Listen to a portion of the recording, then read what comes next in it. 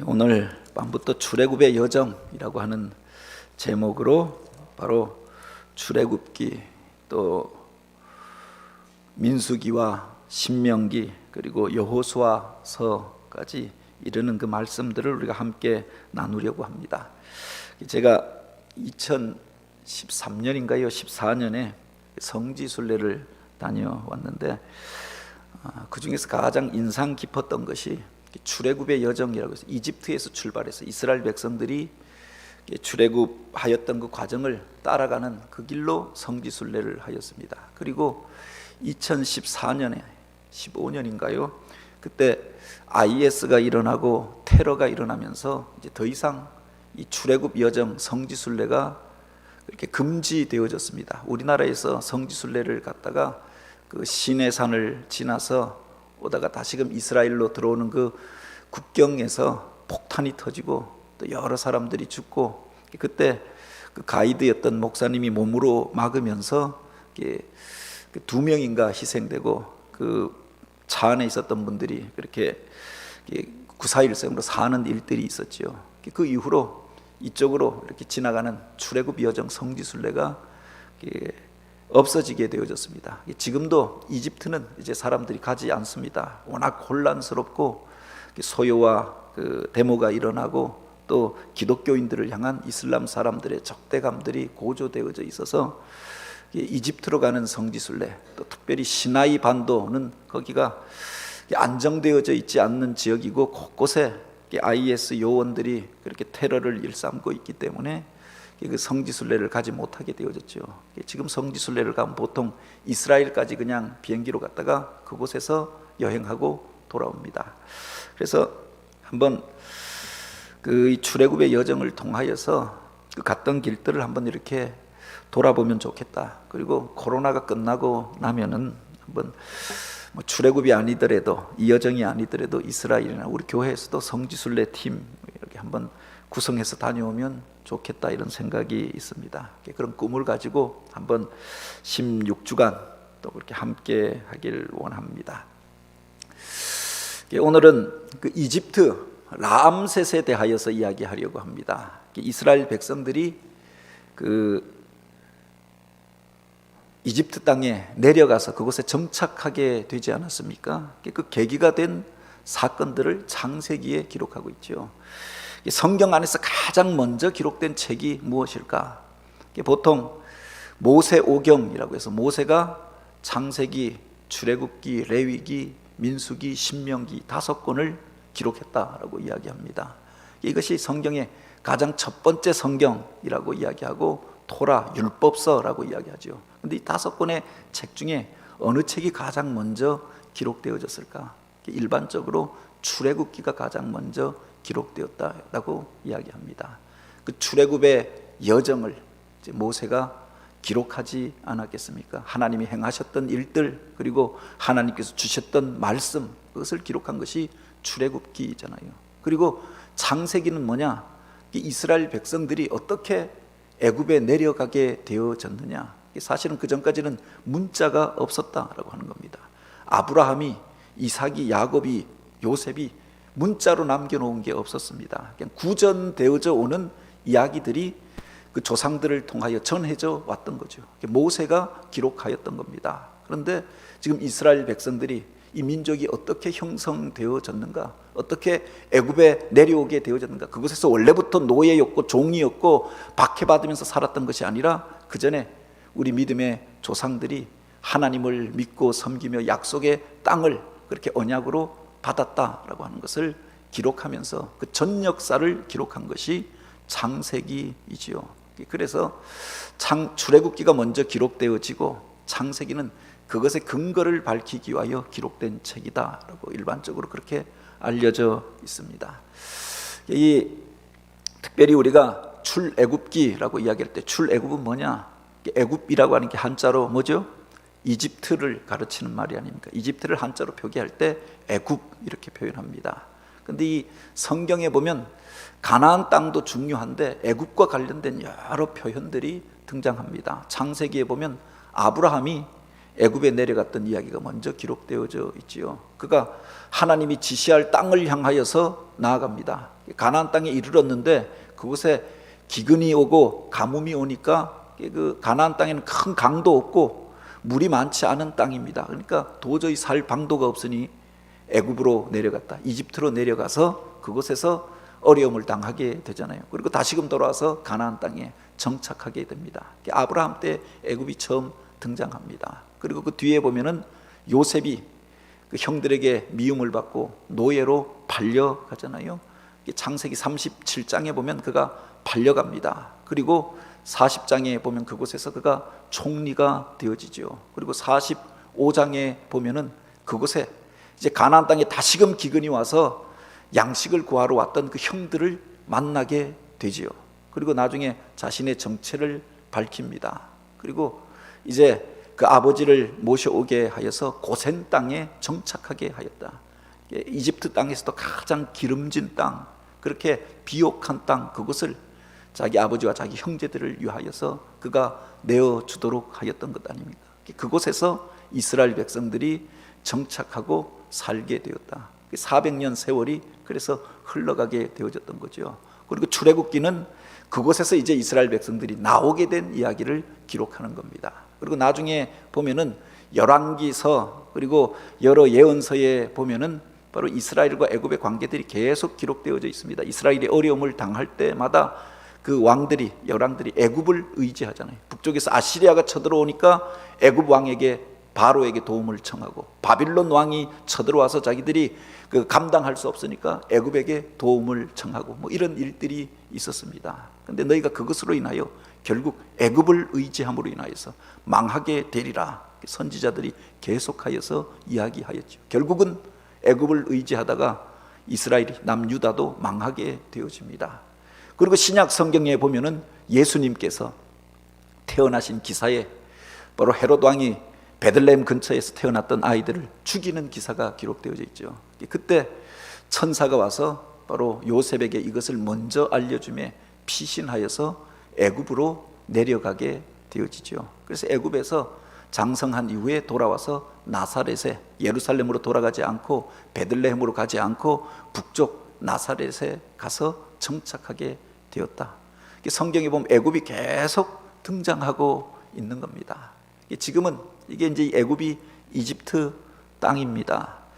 아프리카에서는 가장 중요한 땅인데 사실은 아프리카 사하라 남쪽은 흑인들이 사는데 이 사하라 사막 그 북쪽은 그쪽에 함족, 셈족, 또 그 성경과 관계되어진 족속들이 살아가고 있지요. 지금은 이슬람의 땅이라고 이야기합니다. 그런데 그 이스라엘의 그 이집트의 그 인구 구성을 이렇게 보면 사실은 우리나라보다 기독교인이 더 많은 나라가 이집트입니다. 성지순례를 가서 보면은 놀라게 되는 게 곳곳에 교회가 세워져 있는 겁니다. 그래서 그 이야기를 하죠.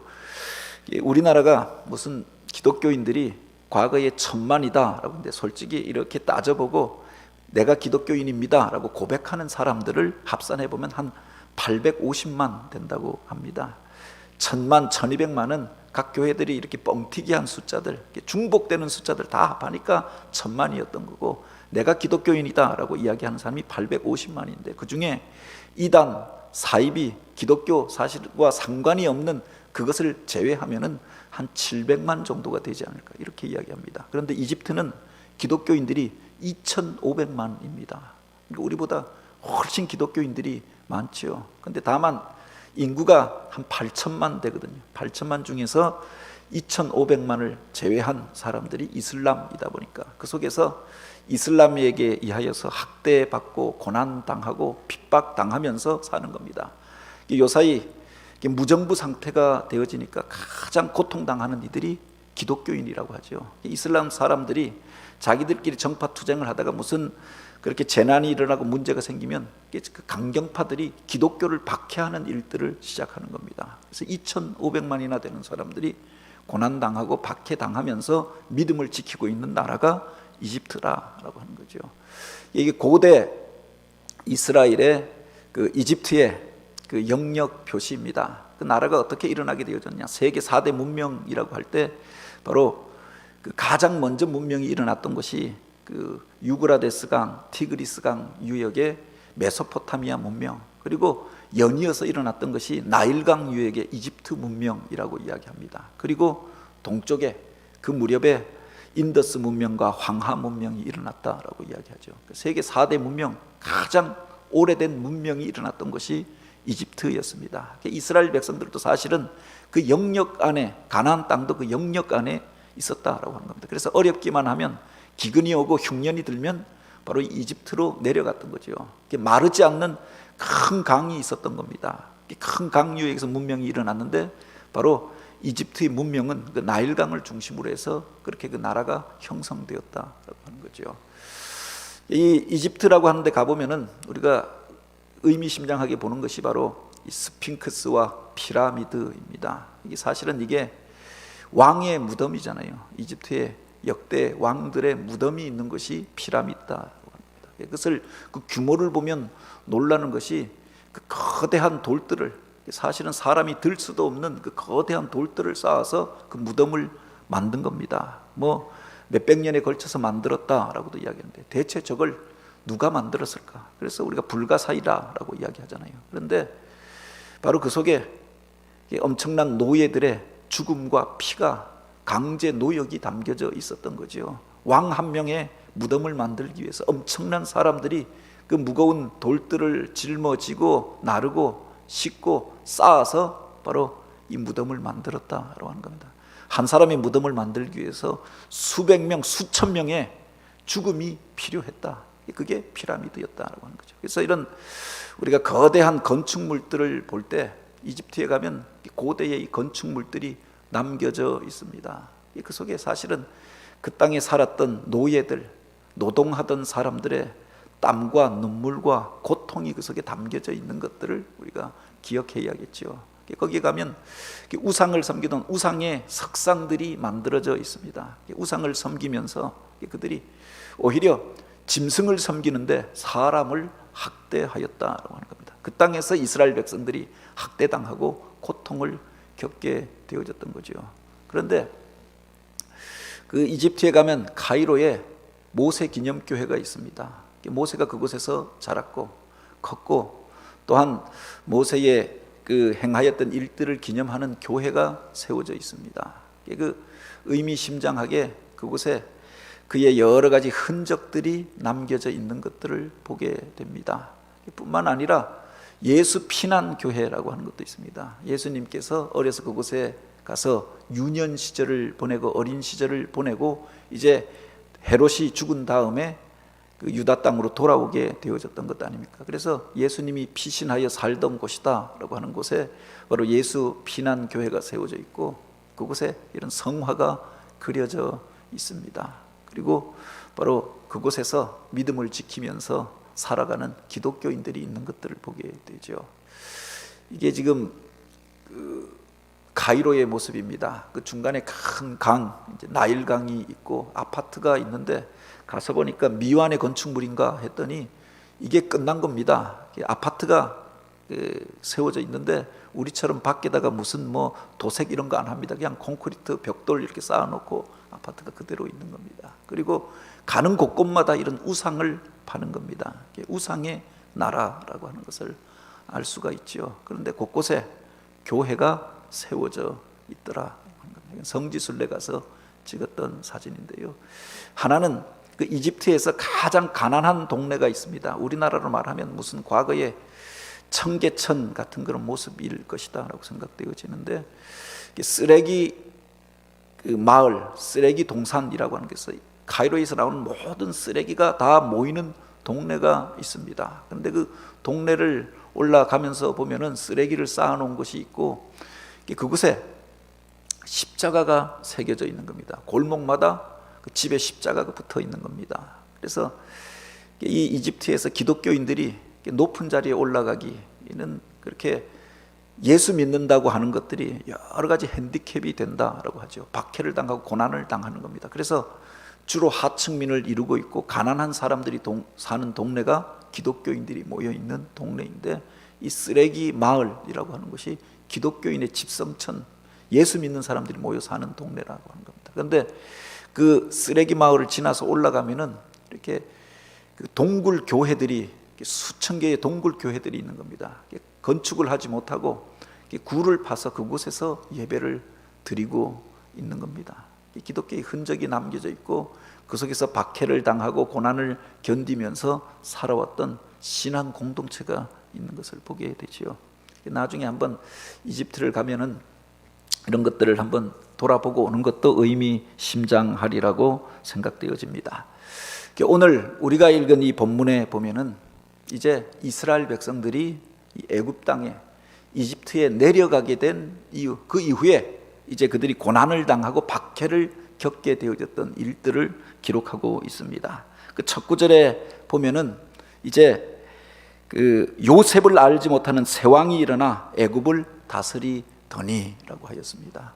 요셉 때 사실은 애굽에도 기근이 일어나고 7년 그렇게 흉년이 들게 되어졌던 것 아닙니까? 근데 그가 총리가 되어져서 그래서 그 땅 사람들이 살게 되어지고 인근의 많은 사람들이 애굽으로 와서 도움을 얻게 되어졌던 거죠. 그가 총리가 되어져서 나중에 그 형제들을 만나고 아버지를 만나고 그들로 와서 이제 애굽 땅에 정착하게 하지요. 아버지 야곱을 모셔오면서 그렇게 이야기합니다. 당신들은 이 도시에 들어오지 말고 그리고 이 목축을 하고 양떼를 기르니 우리에게 고센 땅을 달라고 말하십시오. 내가 그것을 당신들을 위하여 준비하여 주리라. 그래서 고센 땅을 요구하게 하였고 그가 총리가 되어져서 바로에게 나아가서 바로 이것들을 권면하면서 그 바라오가 그에게 바로 이 고센 땅을 지경으로 주게 되어지지요. 애굽 땅이 내 앞에 있을 때 바로 그 땅의 좋은 곳에 내 아버지와 내 형들이 거주하게 하여 그곳에서 거주하며 이제 나의 양떼를 내 가축을 돌보게 하라. 그래서 고센 땅을 주었다라고 하였습니다. 이게 인공위성으로 본 이집트 땅인데 그 모든 땅이 사실은 이스라엘도 그렇고 이집트도 그렇고 대부분의 땅이 황토색입니다. 이게 무슨 푸른 숲이 우거진 게 아니라 나무가 자라는 게 아니라 메마른 땅인데 그 북쪽에 보면은 지중해랑 연결되어진 곳에 초록색의 삼각주가 있잖아요. 그래서 이 나일강이 흘러가면서 그 하류에 삼각주가 형성되어집니다. 그래서 그것이 늘 1년에 한두 번씩 홍수가 나서 그 위로부터 상류로부터 흙을 쓸어 내려서 하류에 그 흙들이 쌓이지 않습니까? 낙동강 하구에 삼각주가 형성되어지는데 그것이 바로 김해평야이고 한강에 물이 내려오면서 쌓인 곳, 그 남쪽이 바로 그 하류가 그 우리 김포 평야가 아닙니까? 그 하류 지역에 기름진 평야가 형성되어진다라고 하는 겁니다. 그런데 이 한강보다 낙동강보다 그렇게 수십 배, 수백 배 큰 강이 나일강이 아닙니까? 그 나일강 하류에 기름진 땅이 펼쳐지게 되는데 그것이 고센 지역이었다. 저 위에 그 초록색의 삼각형 그 땅이 바로 고센 땅이었죠. 그런데 바로 이 요셉이 자기 부모와 그리고 형제들이 그곳에 살게 하였다라고 하는 겁니다. 그리고 그 중에서 특별히 그들이 머물러 살았던 그래서 도시를 형성하였던 곳이 람색과 비돔이라고 하는 곳입니다. 그 세서부터 출애굽의 역사가 시작되어지죠. 보면은 나일강이 이렇게 쭉 내려가고 가이로가 보다 한 중류쯤에 있습니다. 고대 이집트는 더 상류에 그들의 수도가 있었다. 멤버스라고 하나요? 그 수도가 있었다. 그 지역에 지금 스핑크스와 그 피라미드들이 남겨져 있죠. 그리고 그 하류 지역은 이 나일강이 범람하면은 때때로 홍수가 나고 하니까 그쪽에는 그렇게 초원은 펼쳐져 있지만 바로 도시가 형성되어져 있지 않았던 겁니다. 그곳에 이스라엘 백성들이 가서 정착하여서 살게 되어졌던 걸 보게 됩니다. 이게 바로 출애굽의 일반적인 여정으로 알려져 있는 길이죠. 여기가 지금 비돔이라고 하는 곳인데 우리 이스라엘 백성들이 그곳에서 비돔과 람셋 성을 쌓았다라고 하였습니다. 이 비돔이라고 하는 것이 지금도 남겨져 있고 그곳에 비돔 성의 유적들이 발견되는 것들을 보게 됩니다. 이게 고센 지역의 넓은 푸른 들판입니다. 그리고 이곳에서 지금도 목축을 하고 있죠. 푸른 들이 있으니까 목축을 하고 양떼를 기르고 가축을 기르기 좋은 땅이었다라고 하는 겁니다. 그런데 이 야곱의 그 자손들이, 가족들이 내려왔을 때 요셉이 그 이야기를 하였던 겁니다. 도시로 들어오지 말고, 가이로로 오지 말고, 멤버스로 오지 말고, 바로 그 하류에 우리는 목축을 하는 사람들이니까 그 땅을 달라고 말하십시오. 그래서 우리는 가축들과 가까이 하니 부정한 사람들이니까 도시로부터 떨어져서 그 넓은 들에 나아가서 그들이 이제 번성하게 되어졌던 겁니다. 이스라엘 백성들이 처음에 내려갈 때는 70명, 75명이 내려갔잖아요. 야곱의 가족들 70명이 내려갔던 겁니다. 그곳에서 가정을 이루고 있었던 요셉의 가족까지 합하면 75명. 그 사람들이 나중에 400년이 지난 다음에 200만이 넘는 사람들로 번성하여서 출애굽하여 나오게 되어졌던 것 아닙니까? 그들이 어떻게 번성할 수 있었느냐? 이 기름진 땅에서 터를 정하고 그 속에서 그렇게 안정되이 살면서 가족들이 늘어나고 그렇게 번성하면서 바로 큰 민족을 이루게 되어졌던 거죠. 가나안 땅에 있었다고 하면 그들이 아마 그곳에서 이렇게 번성하지 못하였을 것입니다. 하나님께서 아브라함에게 약속하시고 또 이삭과 야곱에게 약속하여 주십니다. 큰 민족을 이루게 될 것이고 내 자손이 하늘의 별과 같이 바다의 모래알과 같이 많아질 것이다. 약속하시고 그들이 번성할 수 있는 땅으로, 그 터전으로 내려가게 하셨던 거죠. 먼저 요셉으로 내려가게 하시고 정착하여서 그들이 살 터전을 준비하게 하고 그 땅을 얻게 하였던 겁니다. 그리고 이제 큰 민족을 이루고 그들이 나라가 될 규모가 되어졌을 때 출애굽하여서 나오게 하였던 거지요. 이게 고센 지역이고 이게 라암셋이라고 하는 것입니다. 이 고센의 중심에 있는 도시 있는데 여기는 아직 그 옆에 도시가 남겨져 있고 과거의 유적들이 이렇게 발견되어지고 있는 겁니다. 그런데 보면 과거의 이런 성터와 큰 유적들이 발굴되어지는데 그 입구에 이런 석상이 세워져 있는 겁니다. 근데 그 글씨들을 찾아보니까 바로 이 석상의 주인이 누구냐? 람세스 2세라고 알려져 있죠. 그가 이 도시를 건설하게 하였다라고 하는 겁니다. 그래서 람셋이라고 말하였던 거죠. 그리고 자기의 석상을 그곳에 크게 세워서 기념하게 하였던 겁니다. 근데 성경에 보면은 이스라엘 백성들이 이제 그곳에서 고센 지역에서 번성하게 되어졌을 때 나중에 요셉을 알지 못하는 왕이 일어나게 되었다. 사실은 정권이 교체가 되어진 거죠. 요셉이라고 하는 탁월한 총리, 그렇게 모든 사람들, 애굽 사람들이 선망해 마지 않던 그런 정치인이 죽었습니다. 세월이 지났다고 해서 왜 요셉을 모르겠는가? 여기서 알지 못하다라고 하는 것은 우리가 다른 곳에서도 야다라고 하는 말이 관계적인 의미에서의 알이라고 했습니다. 그러니까 요셉과 아무 관계가 없는 왕이 일어나게 되어졌다. 사실은 왕조가 바뀌게 되어졌던 거죠. 요셉이 그곳에 내려가서 총리가 될 수 있었던 것은 그 당시에 있었던 왕조가 힉소스 왕조라고 하여서 사실은 이스라엘 백성들과 같은 셈족 계통이었습니다. 북쪽에서 내려와서 이집트를 정복하고 그 땅을 다스리면서 같은 셈족 계통이었던 요셉이 지혜롭고 똑똑하니까 총리로 세워서 그 땅을 다스리게 하였던 겁니다. 그런데 세월이 지나서 이제 다시금 함족 계통에 원래 그 이집트의 원주민들이 다시금 반란을 일으켜서 이 힉소스 왕조를 무너뜨리고 그 셈족 계통을 몰아내고 자기들이 정권을 잡게 되어졌던 겁니다. 그가 람세스 2세였던 거죠. 그들을 통해서 이제 박해가 찾아오게 되어졌던 겁니다. 전 정권에서 여러 가지 특혜받고 그들 때문에 이곳에 와서 좋은 땅을 차지하고 번성하였던 사람들, 자기들 정권에 위협이 될 수 있다라고 생각하였던 겁니다. 그래서 학대하고 이 거대한 성읍을 쌓는데 그들을 동원하고, 그래도 그들이 번성하니까 나중 농사일과 또 벽돌 굽기와 온갖 그 노예들의 그 모진 일들에 그들을 동원하면서 감독들을 세워서 그들을 학대하였다라고 하는 겁니다. 그곳에서 그들이 고난을 당하고 박해를 당하면서 출애굽의 역사가 시작되어졌던 거죠. 출애굽기 1장 11절에 보면은 요셉을 알지 못하는 새 왕이 일어나 애굽을 다스리더니, 그러니까 정권이 교체되어지고 새로운 왕조가 일어나게 되어졌던 겁니다. 감독들을 그 위에 세우고 그들에게 무거운 짐을 지어 괴롭게 하여 그들에게 바로를 위하여 국고성 비동과 람셋을 건축하게 하니라. 이스라엘 백성들이 고센 땅에 살 때는 무슨 큰 성을 쌓고 사는 게 아닙니다. 목축을 하면서 농사를 지으면서 평안한 삶을 살았던 것 아닙니까? 근데 그들이 이제 그 이스라엘 백성들, 히브리 노예들을 불러서 성읍을 쌓게 하고 국가적인 노역에 동원합니다. 어려운 노동으로 그들을 괴롭게 하니 곧 흙이기기와 벽돌 굽기와 농사의 여러 일이라. 그 시키는 일이 모두 엄하였더라. 그들로 인하여서 고통을 당하고 박해를 겪게 되어졌던 겁니다. 어느 날 갑자기 이 박해가 찾아오게 되어졌던 거죠.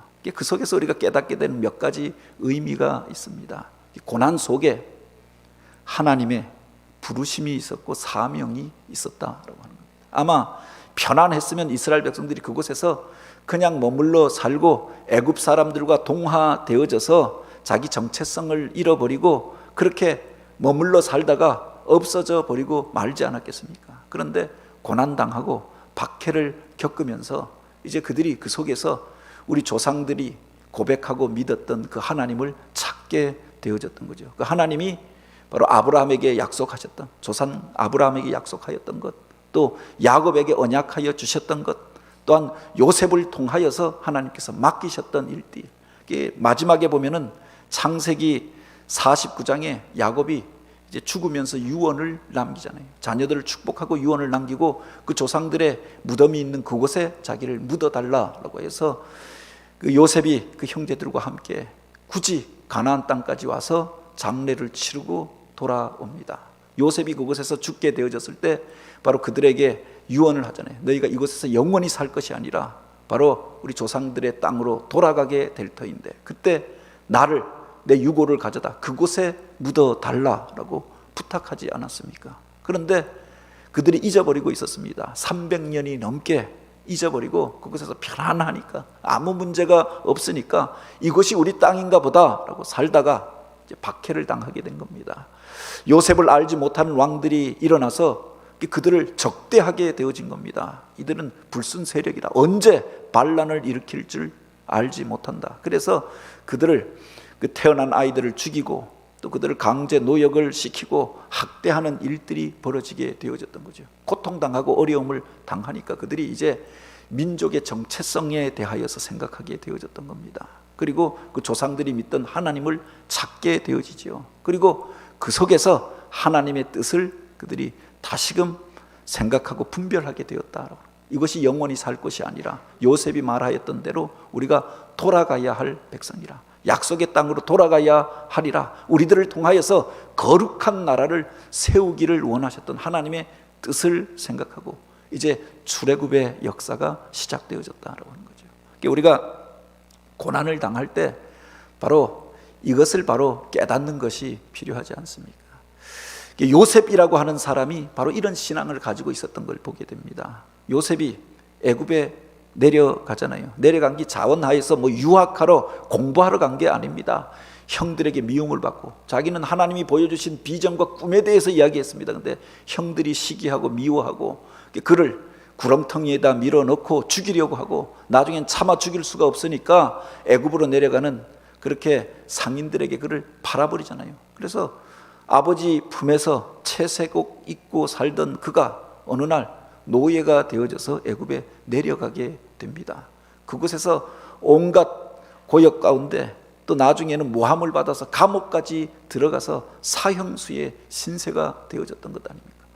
그곳에서 왕의 관료들을 만나고 왕의 꿈을 해석하여 주고 결국은 그가 그 일을 통하여서 왕 앞에 나아가서 앞으로 이 땅에 임할 일들에 대하여 이야기하고 여기에 대한 대책을 이야기합니다.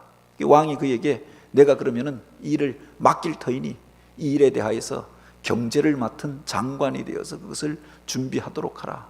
진짜 그런 일들이 벌어지는 것들을 보면서 결국 그가 총리의 자리까지 올라가게 되어졌던 거죠. 그런데 이제 45장에 보면 자기를 죽이려고 했던 형제들, 자기를 노예로 종으로 팔아버렸던 그 형들이 양식 구하겠다고 애굽에 내려온 겁니다. 온 것을 보고 그가 가슴에 그렇게 눈물이 쏟아져서 그 앞에서 말을 잇지 못하고 자기 왕궁에 들어가서 자기 궁에 들어가서 울고 나와서 이야기를 합니다. 물론 그 과정 속에 여러 가지 사연들이 있죠. 가서 그 동생을 데려오라, 베냐민을 데려오라 라고 이야기하고, 그들은 아직 그가 요셉인지 몰랐다라고 하였습니다. 나중에 베냐민을 보고서, 그리고 그 형들이 이제 그 베냐민을 귀히 여기는 것들을 보고서 그가 마음이 열리며 이 이야기를 합니다. 내가 당신들이 그때 죽이려고 하였던 요셉이라 자기의 정체를 밝히잖아요. 그 형들이 그 앞에서 무릎을 꿇고 떨며 두려워하였다라고 하였습니다. 그때 요셉이 하였던 말이 있지 않습니까? 당신들이 나를 이곳에 팔았다고 해서 근심하지 마소서, 한탄하지 마소서. 하나님이 생명을 구원하시려고 나를 당신들보다 먼저 보내셨나이다. 그런즉 나를 이리로 보내신 이는 당신들이 아니라 하나님이시라. 하나님이 나를 바로에게 아버지로 삼으시고 또한 그의 집에 주로 삼으셨느니라. 그가 그 고백을 하는 겁니다. 형들이 자기를 학대하고 미워하고 죽이려고 하고 팔아버렸는데, 그래서 앙심을 품고 복수하였던 것이 아니라 그 고난당하는 일들을, 박해 겪었던 일들을, 억울한 일들을 당하였던 그 일들을 하나님의 섭리로 이해하였고 하나님의 부르심과 사명으로 이해했다라고 하는 겁니다. 하나님께서 나를 왜 애굽에 보내셨는가? 왜 이런 억울한 일들을 당하게 하셨는가? 나를 통하여서 이루고자 하는 일들이 있었던 게 아닌가?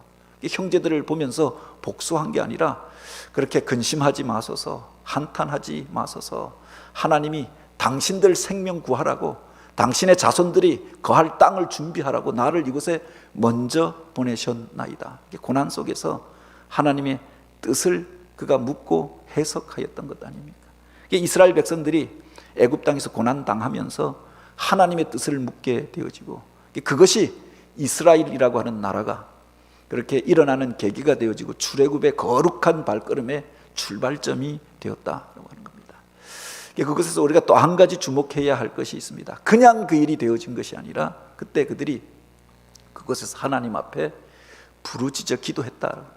고난이 어느 날 갑자기 찾아오게 되어졌습니다. 편안하게 잘 살다가 갑자기 환란이 찾아왔습니다. 정권이 바뀌었는데 이제 그 왕에 의하여서 자기들이 모든 재산이 몰수당하고 자유를 잃어버리고 노예가 되어지고 학대를 당하고 온갖 모진 고난의 일들을 겪게 되어진, 고통을 당하게 된 겁니다. 그때 그들이 어떻게 하였나? 세상을 원망하고, 그래서 자기들의 방법으로 그래서 바로와 맞서 싸우고 그랬던 것이 아니라 그들이 이 일로 인하여 하나님 앞에 부르짖어 기도하였다라고 하는 겁니다. 그때 하나님의 구원의 역사가 시작되어졌던 것 아닙니까? 출애굽기 3장에 보면 하나님께서 모세를 부르시는 장면이 나옵니다. 물론 그 중간에 이미 하나님께서 그를 준비해 놓으셨던 거지요. 그런데 거기에 보면 그 이야기를 하십니다. 바로 하나님께서 내가 애굽에 있는 내 백성의 고통을 분명히 보고 그들의 감독자로 말미암아 부르짖음을 듣고 그 근심을 알고 라고 그렇게 이야기하잖아요. 그들이 그 속에서 부르짖어 하나님 앞에 간구하였던 소리를 하나님께서 들으셨다. 그래서 바로 모세를 택하시고 모세에게 사명을 주시고 그로 준비시켜서 이제 애굽으로 내려 보내고자 하였던 거죠. 내가 그들을 애굽의 인의 손에서 건져내고 그곳에서 인도하여 아름답고 광대한 땅, 젖과 꿀이 흐르는 땅, 가나안 족속, 헷 족속, 아모리 족속, 또한 히위 족속, 여부스 족속이 사는 그곳으로 그들이 들어가게 하리니 너는 이제 가라. 이스라엘 자손의 부르짖음이 내게 달하였고, 이스라엘 백성들이 그 고통 가운데서 하나님 앞에 부르짖어 기도했다라고 하는 겁니다. 기도할 때 하나님께서 이제 움직이기 시작하였던 것 아닙니까? 모세를 부르시고 모세를 보내시고 출애굽의 역사가 시작되어졌던 거죠. 너는 내게 부르짖으라. 내가 응답하겠고 세상이 알지 못하는 크고 비밀한 일들을 내게 보이리라. 주님께서 그렇게 말씀하십니다. 예레미야 33장 3절 말씀이 아닙니까? 이 333 법칙인데 우리 가운데 고통의 일들이 있을 때 하나님 앞에 나아가 부르짖어 구하면 하나님께서 들으실 뿐만 아니라 크고 비밀한 일들을 보이신다. 이스라엘 백성들이 고난당하여서 기도하였더니 하나님께서 그 비밀한 일들을 일으키시고 그 큰 일들을 행하여서 출애굽의 역사가 시작되어졌던 거죠. 앞에서 이집트 땅의 기독교에 대한 역사를 이야기하였습니다. 이집트에 가서 보면서 그 동굴 교회라고 하는 곳을 간 적이 있는데 그곳에 그 성 시몬 성당이라고 하는 곳이 있습니다. 성 시몬이 누구인가? 무슨 베드로 성전인가 하였더니 그들이 성자로 고백하는 시몬이라고 하는 사람이 있었던 겁니다. 이 동굴 교회인데 성 시몬 교회입니다. 껍데기만 입구만 저렇게 만들고 사실은 그 안에는 이런 큰 동굴이 몇천 명이 들어가서 예배하는 이런 성전이 있는 겁니다. 그리고 그 앞에 동상이 세워져 있는데 이게 성 시몬의 동상이라고 하는 거예요. 그리고 여기에 보면은 성경 구절이 기록되어져 있고 한 그림이 어떤 사람이 예수님 앞에서 엎드려서 기도하는 장면이 그 기록되어져 있는 겁니다. 이게 그 이집트 기독교, 그들은 이제 콥트 기독교라고 이야기하죠. 그 기독교가 그 땅에서 생존하게 되어졌던 중요한 사건에 대하여서 그곳에다가 기록하여 놓고 있는데 그 사건이 그렇습니다. 이제 사실은 기독교가 먼저 일어났고 먼저 복음이 전파되어져서 예수 믿는 사람들이 이집트 땅에 들어오게 되어졌던 거죠. 그런데 그 이후에 나중에 이슬람이 일어나게 되어지지 않습니까? 그리고 이슬람 사람들이 기독교인들을 박해하고 핍박합니다. 이슬람의 칼리프가 이집트 땅을 정복하고 그리고 이제 그들 가운데 이런 이야기를 하지요. 예수 믿는 사람들, 특별히 이집트의 대주교가 알렉산드리아의 대주교가 찾아가서 우리들의 신앙의 자유를 보장하여 달라. 우리들은 당신과 적대하고 싸우기를 원하지 아니하노라. 그래서 우리들의 신앙의 자유를 보장해 달라라고 할 때 이슬람의 칼리프가 알렉산드리아 대주교에게 하였던 말이 있습니다.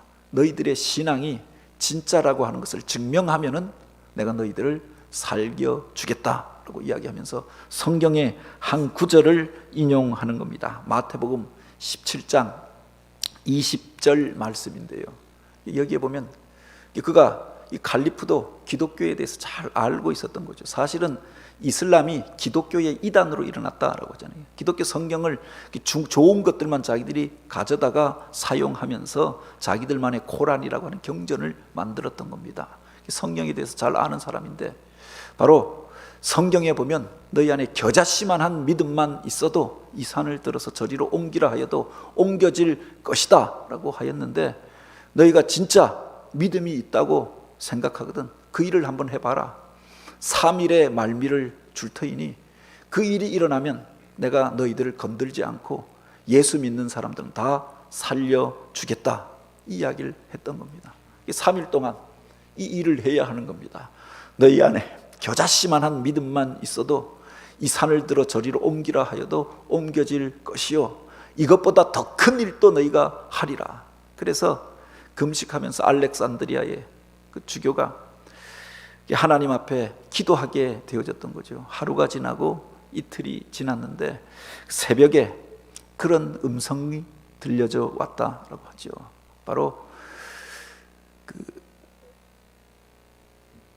애꾸는 시몬을 찾아가라. 애꾸는 시몬을 찾아가라 라고 하는 음성을 듣게 되었던 겁니다. 그래서 사람들에게 수소문하게 되어졌던 거죠. 그랬더니 사람들 가운데 시장에서 구두를 만들어 파는 사람 가운데 애꾼인 시몬이라고 하는 사람이 있다고 하는 이야기를 듣게 되었던 겁니다. 그래서 그에게 가서 바로 이 자초지정을 이야기하지요. 그랬더니 그 시몬이 이제 나를 위하여서 교회가 기도해 주십시오. 내가 이 밤에 철야로 기도하며 바로 하나님 앞에 구하여 보겠습니다.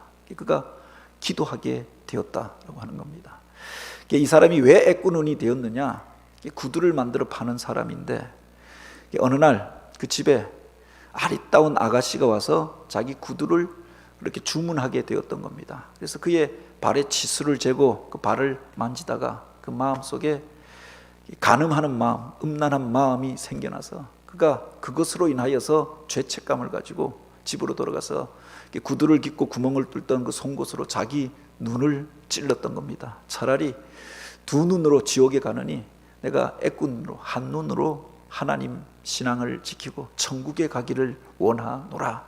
그래서 그가 간음하는 마음 품었던 것만으로도 자기 눈을 찔렀던 사람, 그런 순결하고 그렇게 정직한 믿음을 가진 사람이 시몬이었는데, 그가 이제 와서 이 부탁을 받고 밤이 맞도록 하나님 앞에 기도하기 시작하였던 겁니다. 그리고 이 카이로에 있었던 이집트의 기독교인들이 그 생명의 문제, 생존의 문제를 놓고 밤이 맞도록 함께 동력하며 중보하게 되어졌던 거죠.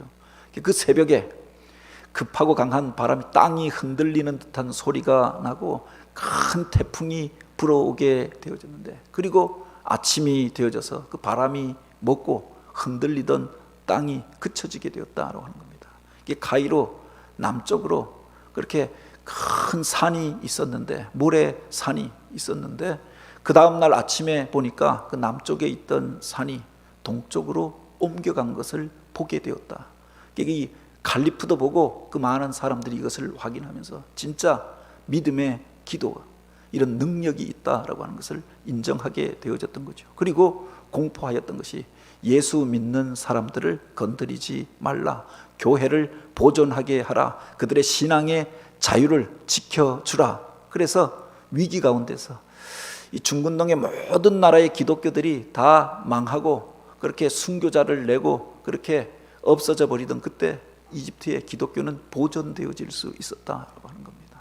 그 속에 기도의 능력이 담겨져 있는 것들을 보게 되지 않습니까? 그 일이 어떻게 가능하겠는가? 또 어떤 이들은 그냥 그게 모래산이다 보니까 태풍이 부니까 모래가 이렇게 옮겨가서 그렇게 되었겠지, 땅이 조금 흔들리니까 위치가 조금 변한 것처럼 보여졌겠지, 뭐 그렇게 말할런지 모르겠습니다.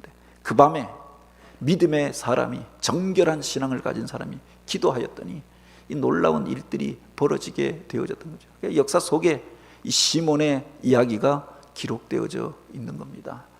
오늘 우리들 가운데 고난의 일이 있습니까? 그 속에 하나님의 부르심이 있고 사명이 있음을 기억하시기 바랍니다. 고난 때문에 낙심하고 절망하고 인생을 포기하는 게 아니라 그 속에 우리를 향한 하나님의 부르심이 담겨져 있다라고 하는 겁니다. 뿐만 아니라 그때 기도함으로 하나님의 능력을 체험하고 기도함으로 하나님 손에 붙들려서 쓰임받는 이들, 우리 신앙을 지켜 행할 뿐만 아니라 하나님의 거룩한 역사가 바로 그 기도의 자리로부터 출애굽의 역사가 시작되어졌던 것처럼 이 고난의 시대 가운데 믿음의 사람들이 기도함으로 이 출애굽의 역사를 경험하고 하나님의 놀라운 기적을 경험하는 사건들이 일어나게 되어지길 주님의 이름으로 축복합니다.